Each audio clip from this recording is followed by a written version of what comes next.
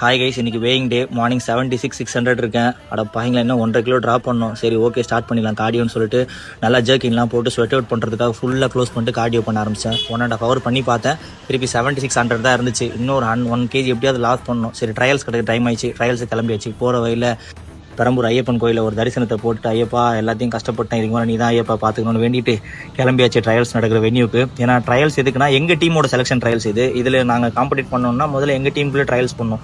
ஏன்னா எங்கள் டீமில் எல்லா வெயிட்லேயுமே பிளேயர்ஸ் இருக்காங்கன்றால் 75 kgயில் 2-3 பிளேயர்ஸ் இருக்காங்க. அதில் 2 பேர் தான் விளையாடுறதுக்கு சான்ஸ் கிடைக்கும். அந்த ட்ரையல்ஸில் முதல்ல செலக்ட் ஆகணும். அப்போ தான் சவுத் ஈஸ்ட் இந்தியாவில் ரெப்ரசென்ட் பண்ணி விளையாட முடியும். ஃபைனலாக எனக்கு செலெக்ஷன் கொடுத்துட்டாங்க. அப்புறம் என்ன, வெயிட் லாஸ் தான் பண்ணணும். இன்னும் ஒரு 700 grams ரெடியூஸ் பண்ணிட்டு இருக்கு. மறுபடியும் ஒரு 1.5 hours ஆஃப் இன்டென்ஸ் கார்டியோ முடிச்சுட்டு டீமில் கொடுத்த அவுட்ஃபிட் எல்லாத்தையுமே போட்டுக்கிட்டு நான் கிளம்பிட்டேன் காம்படிஷன் நடக்கிற வென்யூக்கு. வெயிட் ஓரளவுக்கு வர வச்சுட்டேன். கிட்ட போயிட்டு காம்படிஷன் முடிஞ்சும் போது ஷார்ப்பாக எக்ஸாக்டாக 75 kg வெயிங் கொடுத்தேன்.